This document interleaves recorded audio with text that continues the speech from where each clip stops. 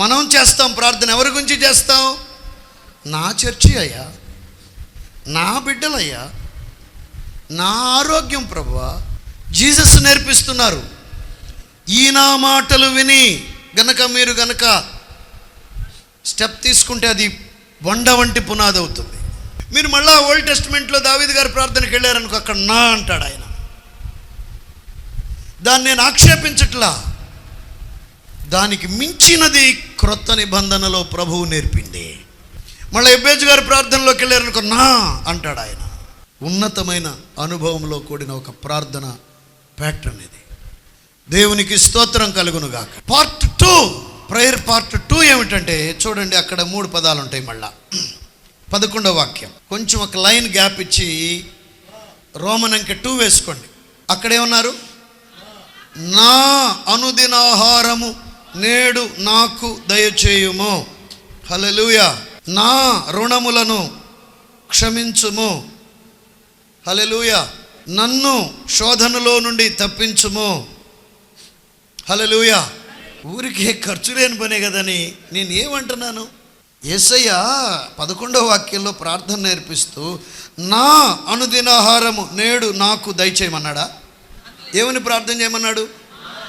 అక్కడ చూడండి మీ గ్రంథంలో, మా నా ఉందా ఇక్కడ? 12వ వాక్యం, మా రుణములు, తర్వాత మమ్మును శోధనలో నుండి. మా అనుదినాహారం, మా రుణములు, మమ్మును శోధనలో నుండి తప్పించు. ఇక్కడ కూడా ఏం లేదు. ఇది పార్ట్ 2. పార్ట్ 1కి ఇలా నామకరణం చేయొచ్చు. పార్ట్ 1 దేవుని అవసరతలు. పార్ట్ 1 ఏంటండి? ఇప్పుడు ఒక సందేహం రావచ్చు, ఏంటండి దేవునికి కూడా అవసరాలు ఉంటాయి ఎక్కడన్నా? ఇదేంటండి బాబు, తెలిసి తెలియని వాక్యం చెప్తున్నట్టున్నా. పార్ట్ 1 ఏంటండి? దేవునికి కూడా అవసరతలు ఉంటాయంటే లేఖనం ప్రకారం యేసయ్య నేర్పించారు కాబట్టి ఉంటాయి. పార్ట్ 1కి అది నామకరణం. పార్ట్ 2కి ఏమైనా నామకరణం చేయొచ్చమ్మా? మానవుల అవసరతలు. యేసయ్య చెప్పారు, పార్ట్ 1 ప్రేయర్ చేసి పార్ట్ 2కి వెళ్ళండి. అదే కదమ్మా అక్కడ ఉన్నది. ఇప్పుడు ఒక చిన్న ఉదాహరణ, డిఎస్సిలో క్వాలిఫై కావాలంటే, టీచర్ అవ్వాలంటే దానికంటే ముందు కొంత ప్రాసెస్ ఉంటుంది. డిగ్రీ కంప్లీట్ చేయాలి, బిఎడ్ కంప్లీట్ చేయాలి, టెట్లో క్వాలిఫై అవ్వాలి. ఈ 3 చేశాక కానీ డిఎస్సికి అప్లై చేసుకోవడానికి అర్హత ఉంటుంది. అది డిఎస్సికి అప్లై చేయడం అనేది పార్ట్ 2 అయితే, డిగ్రీ కంప్లీట్ చేసి బిఎడ్ కంప్లీట్ చేసి టెట్లో క్వాలిఫై అవ్వడం పార్ట్ 1 లాంటిది. పార్ట్ 1 కంప్లీట్ చేస్తే కానీ పార్ట్ 2ని టచ్ చేయడానికి మనకి ఎలిజిబిలిటీ ఉంటుంది, అర్హత ఉంటుంది. అలా ఏమి కాకుండా, ఏమండి డిఎస్సి అప్లికేషన్ ఎంత? 500? నాకు కూడా ఒకటి తీసుకురండి అని 500తో అప్లికేషన్ కొనుక్కొచ్చినంత మాత్రాన డిఎస్సిలో ఎగ్జామ్లో కూర్చొని క్వాలిఫై అవ్వడానికి అవకాశం ఉంటుందా? Can we success? మనం అందులో కృతార్థులం కాగలమా అండి? కాలేము. ఎలాగో పార్ట్ 1 ప్రేయర్ చేయకుండా పార్ట్ 2లో దేవుడు ఆశించిన స్థాయిలో సక్సెసివ్ జోన్లోనికి వెళ్ళలేము. పార్ట్ 1కి ఏమని పేరు పెట్టుకున్నామండి? దేవుని అవసరతలు. మనము ప్రార్థన అనే ఈ అనుభవంలో దేవుని అవసరతల కొరకు ప్రార్థన చేసే కృపను పొందుకొందుముగాక. నేను ఎక్కువగా నమ్మే ఒక నాకు బాగా ఇష్టమైన వాక్యం 6వ అధ్యాయంలోనే 32, 33 వాక్యాలు చదువుదాం. ఇవన్నీ మీకు కావలెనని మీ పరలోకపు తండ్రికి తెలియను. నా వైపు చూడండి దయచేసి. చాలాసార్లు ప్రార్థన అని మొదలు పెట్టగానే దేవునికి చాలా ఇన్ఫర్మేషన్ ఇచ్చేస్తూ ఉంటాం, చాలా ఇన్ఫర్మేషన్ ఇస్తాం. ఎందుకని? ఆయనకి తెలియదేమో అన్నట్లుగా. ఇక లోకా 18 తీసుకునేమో గోజాట్టం మొదలు పెడతాం.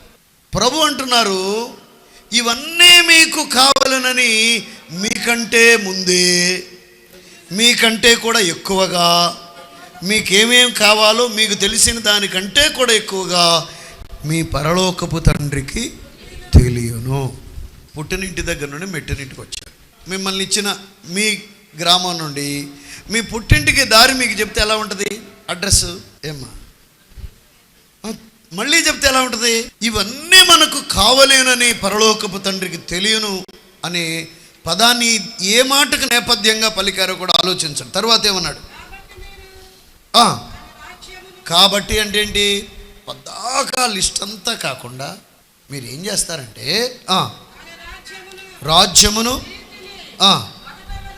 ఈ మాట సారాంశం ఏంటంటే, ఇందాకడ మనం పార్ట్ 1 ఒక ఫ్లవర్ బ్రాకెట్ వేసి దానికి ఏం పేరు పెట్టుకున్నాం? నీ నామము, నీ రాజ్యము, నీ చిత్తము. దీనికి ఒక ఫ్లవర్ బ్రాకెట్ వేసుకొని దేవుని అవసరతలు అన్నాం కదా. దాని అర్థం ఏంటంటే, పార్ట్ 1లో మీరు కనుక సక్సెస్ అయితే పార్ట్ 2 టచ్ చేయకపోయినా కూడా అప్రయత్నంగానే మీకు జవాబులు వచ్చేస్తాయి అని దాని అర్థం.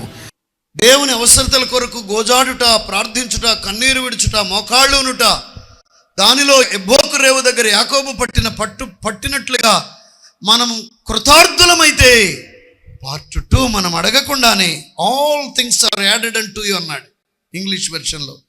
అప్పుడు అవన్నీ మీరు అడగకుండానే పార్ట్ 1 మీరు అడగకుండానే నేను ఇచ్చేస్తానన్నాడు. మరొకసారి గొప్ప ప్రత్యక్షత కొరకు దేవునికి స్తోత్రాలు చెల్లిద్దాం. నేను 7 సార్లు చదివానండి బైబిల్. అసలు మీరు ఎన్నిసార్లు చదివారు? ఏమి సుఖం 7 సార్లు చదివావు, ఇంట్లో జుట్టుపట్లాడుతున్నావు. నీకు ఏం అర్థమైంది వాక్యం 7 సార్లు చదివి? ఇప్పుడు రోబోలు వచ్చినాయి, దాన్ని ప్రోగ్రామింగ్ చేసి చదివితే 77 సార్లు చదివి పక్కన పెట్టి మారుద్దా? దానికని మారు మనసు కానీ ఏమన్నా రూపాంతరం చెందే అనుభవం కానీ ఏమన్నా ఉంటుందా మరి రోబోకి? సైతానుడు యొక్క తపనంతా ఏంటో తెలిసిన, భక్తి జీవితంలో, ముఖ్యంగా క్రైస్తవ భక్తి జీవితంలో మనల్ని రోబోలుగా మార్చాలని వాడి ప్రయత్నం. పాట క్యాసెట్ సింగర్ లాగా పాడు, ప్రసంగమా టీవీ స్పీకర్ లాగా చేయి, కానీ లోపల ప్రభు ఆశించిన మార్ప ఏమీ లేకుండా ఉండు. నీ నామము అనే దానికోసం మనం మాట్లాడతాం. చూడండి, పార్ట్ 2ని ఒక్క నిమిషం చూసి అక్కడికి వెళదాం. మా అనుదిన ఆహారము, మా రుణములు, మమ్మును శోధనలో నుండి తప్పించు, దుష్టు నుండి కాపాడు. మా మా మా ఉంది కానీ నా నా నా అనేది ఏమైపోయింది? నా మన ప్రార్థనను మనం ఒక్క 10 నిమిషాలు లేదు 5 నిమిషాలు రికార్డ్ చేసుకుని వింటే అందులో ఏముంటుంది? నా కూతురు అయ్యా, నా కూతురు కాపురమయ్యా, నా ఎటు చూడు నా. మనం ప్రార్థనలన్నీ నా నా నా నా నా నా. గలతీ 2:20 పౌలు గారు ఇలాగా పరిశుద్ధాత్మ పూర్ణుడై ఈ ఉత్తరాన్ని ఇలా వ్రాస్తూ ఉన్నారు. అలనాటి గలతీయులకే కాదు, తరువాత భూప్రపంచమంతటిలో ఉన్న పరిశుద్ధుల కొరకు పరిశుద్ధాత్ముడు వ్రాయిస్తున్నాడు, వధువును సిద్ధపరిచే గొప్ప ఉద్దేశంతో. క్రీస్తుతో కూడా సిలువ వేయబడి ఉన్నాను. ఎవరితో కూడా? ఎవరు? ఈ బైబిల్ పౌలు గారు అని ఉంది అక్కడ ఉన్నది, చెప్పండి. ఎవరు సిలువ వేయబడింది? ఆ మాట చెప్తారని నేను ఆశిస్తాను.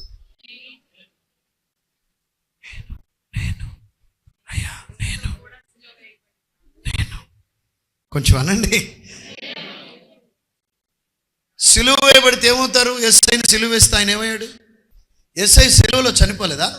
క్రీస్తుతో కూడా సిలువ వేయబడి ఉన్నానంటే ఏంటి? చనిపోయాడు ఎస్ఐ.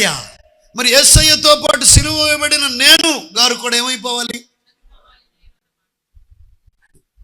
అది ఒక మాట కాదండి, ఇట్స్ నాట్ ఎ వర్డ్. నేను అనబడిన అనుభవం, ఇట్స్ అన్ ఎక్స్పీరియన్స్. నేను అన్నది చావాలి. స్వచిత్తము, స్వార్థము. ఏంటండి స్వచిత్తము, స్వార్థం? నేను అనేదానికి నిర్వచనం చూస్తాను. నేను అంటే ఏమా రా బొంచాయి, ఏం కూర? కాకరకాయ. కాకరకాయ నగదు మరి ఎట్టగమ్మా? మరి కోడిగుడ్డు ఎట్టాయి? కోడిగుడ్డు ఏం నాకు తెలియదు మమ్మీ, నువ్వేం చేస్తావు తెలియదు. నేను కాకరకాయ మాత్రం ఇదిగో నాన్న మీ నాన్న తీసుకొచ్చే డ్రెస్సు క్రిస్మస్కి, ఇదేంటి ఇచ్చింది నాకొద్దు. నో నో నో, మీరు నేనేం చెప్తున్నాను బాగా వినండి. ఊహ రావనక్కరలేదు. ఊహ రాకముందు నుండి కూడా మీరు ఇన్ఫాంట్స్ని, శిశువులను గమనించండి. వాళ్ళల్లో స్వచిత్తం పనిచేస్తూ ఉంటుంది. వాళ్ళు అన్నదే అమ్మ చేయాలి. ఇటు వద్దురా అంటే అటే దొరుకుతాడు, అట్టే దొరుకుతాడు. మీరు బిడ్డలు కనిపించిన అమ్మోళ్ళు మా అమ్మోళ్ళు, మీరు ఒకసారి నేను చెప్పేది ఈ పారామీటర్తో, ఈ కొలబద్దతో ఒకసారి కొలిచి చూడండి. మానవునికి పుట్టుక నుండి వెన్నతో పెట్టిన విద్య ఏంటి? స్వచిత్తం. నేను అన్నదే నాకు జరగాలి, నేను అన్నదే జరగాలి, నేను అన్నది నెరవేరాలి ఇంట్లో. Wherever you see in the society, in the world, there is self will అంటే తెలుగులో స్వచిత్తం అనడమా? భక్తి జీవితంలో దేవుని వాక్యం అనేది రెండంచుల ఖడ్గము యొక్క వేటు మొట్టమొదటి దేని మీద తెలుసా? స్వచిత్తం మీదే. స్వచిత్తం శిలువకు చెప్పండమ్మా కొట్టబడి ఏమవ్వాలి? కొనవీపుతుండాలా? ఇప్పుడు శిలువ ఈ భౌతిక దేహాన్ని ఏమన్నా ఆయన దేన్ని ఏమన్నాడు? ఈ మానవ ఆత్మ అనే పాత్రలో స్వచిత్తము అనే అపవాది గుణలక్షణం ఉన్నది. ఈ స్వచిత్తం అనే అపవాది గుణలక్షణాన్ని సిలువకు కొట్టి చంపేయండర్రా.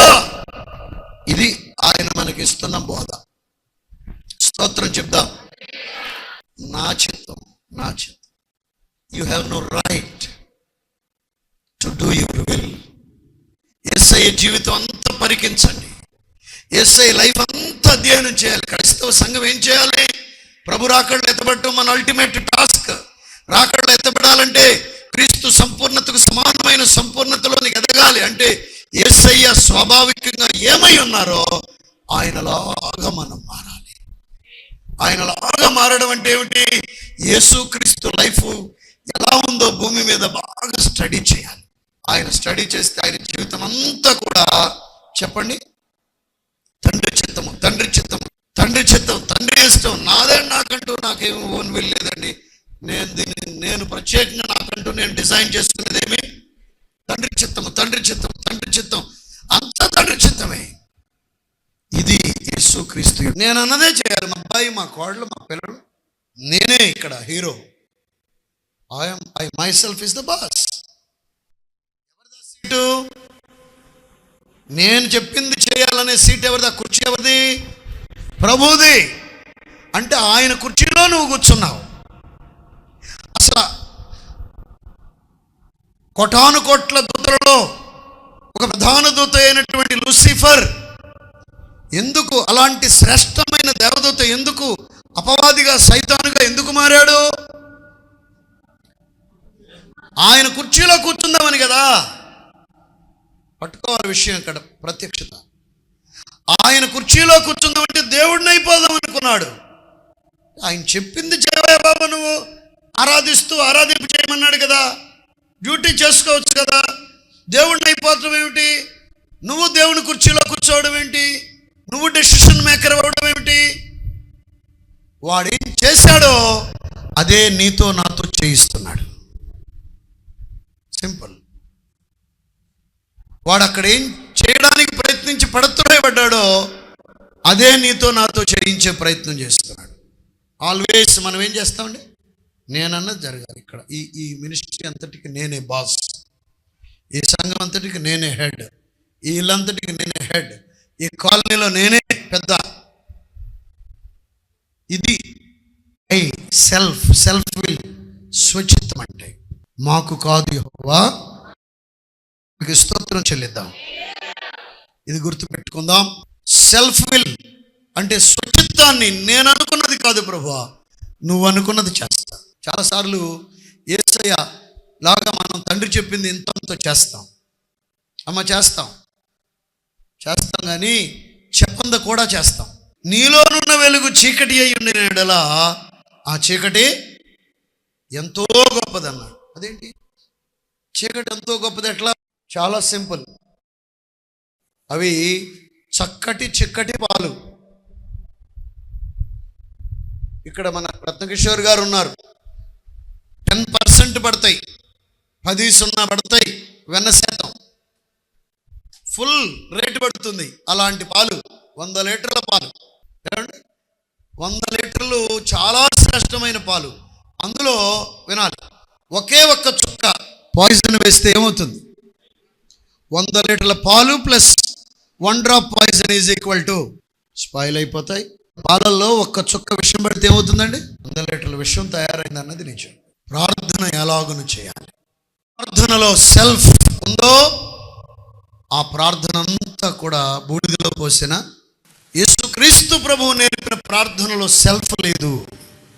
నా నా నా అంటే మన ప్రార్థనలో సెల్ఫ్ లేకుండా ఉండాలంటే హృదయం నిండి ఉండు దానిని బట్టి. మరి మన ప్రార్థనలో నా నా నా రాకుండా ఉండాలంటే ఏం చేయాలి?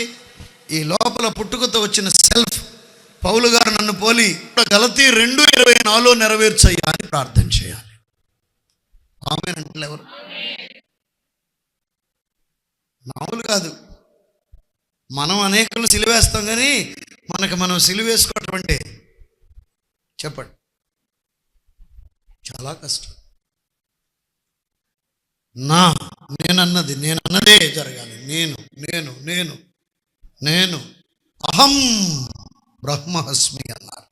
అంటే బ్రహ్మ అంటే దేవుడు అని అర్థం సంస్కృతంలో. అహం అంటే నేనే నాకు దేవుడిని, దాని అర్థం అది. నేను ఎవరి మాట వినండి, నాకు అసలు నేను ఎవరి మాట విన్నావు, నేను చెప్పిందే. You are unfit to the prayer. Self చావని ఎడల ప్రభు దృష్టిలో ఇదిరా బిడ్డ ప్రార్థన, ఇది బిడ్డ ప్రార్థనని ఆయన మెచ్చుకోదగిన ప్రార్థన చేయడానికి యు ఆర్ అన్ఫిట్. ఎంతమంది ప్రార్థనలు ప్రభు దృష్టికి ప్రార్థనలుగా ఉంటున్నాయి? అమ్మా ఏం చేస్తున్నా? ప్రార్థన చేస్తున్నా అత్తయ్య. బాబు ఏం చేస్తున్నావు? ప్రార్థన చేస్తున్నాను సార్ పాస్టర్ గారు, నేను ప్రార్థన చేసుకుంటున్నా అండి.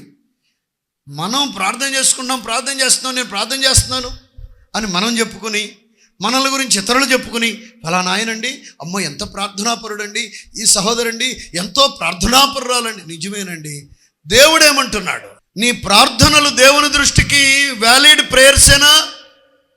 సిసలైన ప్రార్థనలేనా? అవి ప్రార్థనలు కావాలంటే మనలో ఉన్న స్వార్థము సిలువ వేయబడాలి, అది చచ్చిపోవాలి, సమాధి చేయబడాలి. ఆమేన్. సెల్ఫ్ చచ్చిపోయి హిమ్సెల్ఫ్ పునరుద్ధానుడిగా తిరిగి లేవాలి. చప్పట్లు కొడుతూ దేవునికి స్తోత్రం చెల్లిద్దాం. క్రీస్తే నా యందు జీవించుచున్నాడు. హల్లెలూయా. ఎవడును నశింపవలెనని ఇచ్చయింపని ఆయన. ఇప్పుడు ఏమని ప్రార్థన చేస్తాడు? మనలో ఆయన ఏమని ప్రార్థన చేయిస్తాడంటే, తండ్రి నీ నామము పరిశుద్ధపరచబడాలి.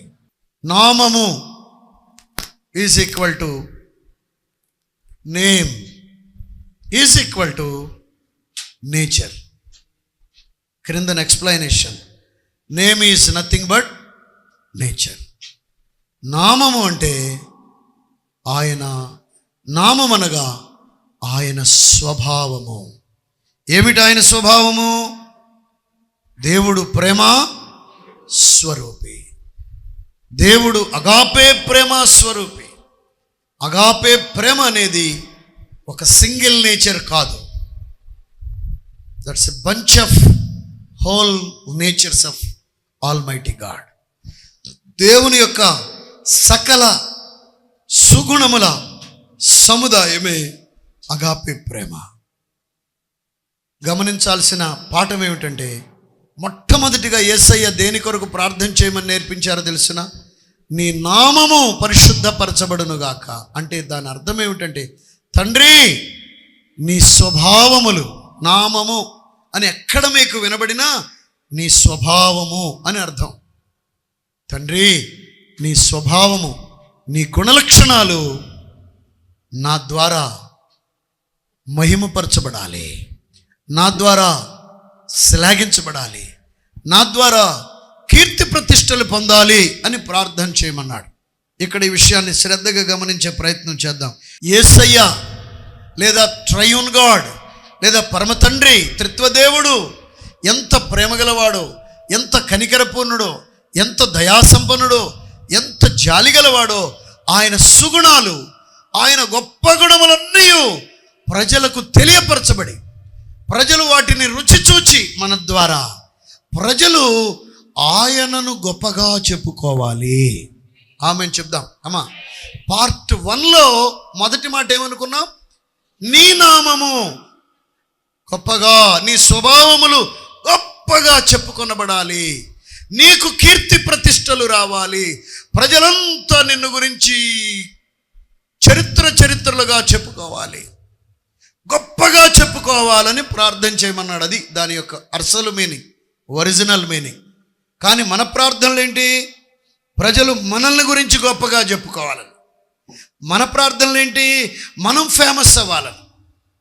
మొదటి పాయింట్ ఏంటమ్మా? పార్ట్ 1లో మొదటి పాయింట్ ఏంటి? దేవా, మా ద్వారా నీవు ఫేమస్ అవ్వాలి, మా ద్వారా ప్రజలు నిన్ను గురించి గొప్పగా చెప్పుకోవాలి, మా ద్వారా నిన్ను గురించి ప్రజలు కథలుగా చెప్పుకోవాలి నీ గొప్పతనాన్ని. మా ద్వారా ఊరు వాడు అంతా ప్రజలు చెప్పండి నిన్ను శ్లాఘించాలి, నిన్ను ఘనపరచాలి, నిన్ను పొగడాలి, నిన్ను మహిమపరచాలి. ఒక్క రిఫరెన్స్ చూడండి ఆఖరుగా, రోమాపత్రిక 2వ అధ్యాయము 24వ వాక్యం. మిమ్మును బట్టియే కదా, ప్రభువే గనుక ఈ వెర్షన్ మాట్లాడితే, మిమ్మును బట్టియే కదా నా నామము అన్యజనుల మధ్య దూషింపబడుచున్నది. అమ్మా, ప్రభు అయిన యేసుక్రీస్తు వారు ప్రార్థన నేర్పించమంటే ఏం చెప్తున్నారంటే దీనికి కరెక్ట్గా ఆపోజిట్ అన్నమాట. అది మిమ్మును బట్టియే కదా నా నామము అన్యజనుల మధ్య ఘనపరచబడుచున్నది. అలా చెప్పుకోవాలని ప్రార్థన చేయమంటున్నాడు. ప్రభు మన గురించి అలాగ సాక్ష్యం ఇవ్వాలట.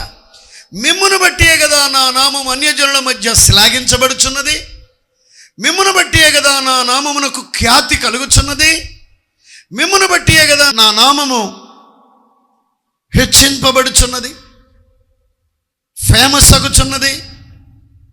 సైతానుడు అంటాడు, యేసు ప్రభు నామాన్ని అడ్డం పెట్టుకుని నువ్వు ఎలాగోలా ఫేమస్ అవ్వాలి, నువ్వు గొప్పవాడి అవ్వాలి, గొప్పదాని అవ్వాలి. రాంగ్ ఆన్సరా రైట్ ఆన్సరా?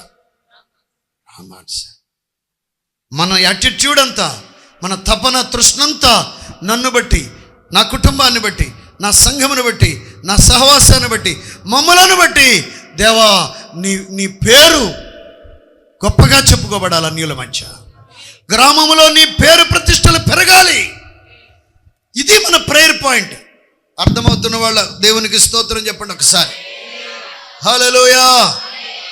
మీరు ఎక్కడ సేవ చేస్తున్నారో అక్కడ ఈ ప్రార్థన చేయండి. దేవా, మమ్మల్ని సేవకు నియమించిన ఈ ప్రాంతంలో నువ్వు ఫేమస్ అయిపోవాలి, ప్రజలు నిన్ను గొప్పగా చెప్పుకోవాలి. ఏ నోట విన్నా నీ మాటే, ఏ నోట విన్నా నీ నామమే, ఏ నోట విన్నా నిన్ను గురించే చెప్పుకోవాలి. ప్రభా, ఈ ఊరంతా నువ్వు ఫేమస్ అయిపోవాలయ్యా, ఈ ఊరంతా నిన్ను గురించి గొప్పగా చెప్పుకోవాలి, ఈ ఊరంతా నీ ఔన్నత్యాన్ని గురించే మాట్లాడుకోవాలి. నీ రాజ్యము అనేది 2వ పాయింట్. మొదటిది నీ స్వభావము గురించి, నీ గుణలక్షణాల గురించి, నువ్వు ఎంత మంచివాడవో, ఎంత ఉన్నత సుగుణాలు కలిగిన వాడవో ఈ ఊరు వాడంతా గొప్పగా చెప్పుకోవాలి, గొప్పగా చెప్పుకోవాలి, గొప్పగా చెప్పుకోవాలి. గొప్ప ఉన్నవాడు ఒక ఆయన ఉన్నాడు. ఆయన తన నోటి మాటతో భూమిని ఆకాశములను సృజించెను, ఆయన తన నోటి మాటతో సముద్రములను నిర్మించెను, ఆయన తన నోటి మాటతో మానవాళిని నిర్మించెను. ఆయనే గొప్పవాడు. ఆయన గొప్పతనాన్ని ఊరు వాడందరూ చెప్పుకోవాలి. దీనికోసం గోజాడే అక్కలు అన్నలు కావాలి. ఇది మన ప్రార్థనాంశము కావాలి. డాడీ, నీ గొప్పతనాన్ని నా ఊరంతా చెప్పుకోవాలయ్యా, నీ మంచితనాన్ని నా ఊరంతా చెప్పుకోవాలి, నిన్ను గురించే మాట్లాడాలి. నేను కాదు నీవు ఊరంతా ఫేమస్ అవ్వాలి, నేను కాదు నీవు ఈ పట్టణమంతా ఫేమస్ అవ్వాలి అని ప్రార్థించమన్నాడు. ఎలా చేస్తామా చెప్పాలా? ఈరోజు ప్రభు ఈ లేఖనంలో నుండి ఇచ్చిన వాక్యం ప్రత్యక్షత అర్థమైందన్న వాళ్ళు ఒకసారి మీ కుడి హస్తం పైకెత్తండి. నేను కాదయ్య కనబడాల్సింది నీవు, నేను కాదయ్య ఫేమస్ అవ్వాల్సింది నీవు, నేను కాదు గొప్ప చేయబడాల్సింది నీవు. నీవు నీవు నీవు నీ నామం ప్రకటించబడాలి, నీ నామం వర్ధిల్లాలి. నామం అనగా ఆయన గుణలక్షణాలు. నీ గుణలక్షణాలు గ్రామం అంతా ప్రవహించాలి. నిన్ను గురించి నా ఊరు వాడంతా చెప్పుకోవాలి. కాలనీలో హాట్ టాపిక్. జాన్ వెస్లీ కాలంలో, ఉద్యమం వచ్చిన కాలంలో ప్రతి ఇద్దరి మధ్య టాపిక్ ఏంటో తెలుసా అండి? ఇంగ్లాండ్ దేశంలో జాన్ వెస్లీ కాలంలో ఉద్యమం వచ్చినప్పుడు ఏ ఇద్దరు వ్యక్తుల మధ్య యేసు ప్రభు గురించి చెప్పుకోవడమేనంట. యేసు ప్రభు ఇంత గొప్పవాడు, అంత గొప్పవాడు, ఇంత గొప్పవాడు, అంత గొప్పవాడు. మనకేంటి గొప్పతనం? ఒకడు కులం అంటే ఇంకొకడు మతం అంటాడు, ఇంకొక ఆయన వచ్చి రాజకీయం అంటాడు, ఇంకొకడు వచ్చి డబ్బు అంటాడు.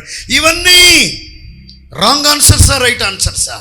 గ్రామాలు గ్రామాలు యేసు గొప్పతనాన్ని మాట్లాడుకునేలాగా నువ్వు ప్రార్థన చేయాలి. గ్రామాలు గ్రామాలు ఆయనే ఉన్నతుడని ఆయన చుట్టూ తిరిగేలాగా ఆయన వద్దకు పరుగులు పెట్టుకు రావాలి. గ్రామాలు గ్రామాలు ఆయన కొరకు అర్రులు చేస్తూ ఆయన దగ్గరకు పరుగులు పెట్టుకుని వచ్చుదురుగాక. ఆయనను కోరుకునే రోజులు రావాలంటే నీ ప్రార్థన ఆయనే అయి ఉండాలి. హల్లెలూయా. ప్రభు అంటున్నారు, నువ్వు అడగక ముందే అప్పుడు నీ అవసరాలన్నీ తీరుస్తాను నాన్న. పార్ట్ 1లో నెంబర్ 1 మొదలు పెడదాం. సక్సెసివ్ ప్రేయర్స్ దిశగా ముందుకు వెళదాం. ప్రభు మనల్ని తన మహిమ కొరకు నింపి బలపరిచి అభిషేకించి వాడుకొనును గాక.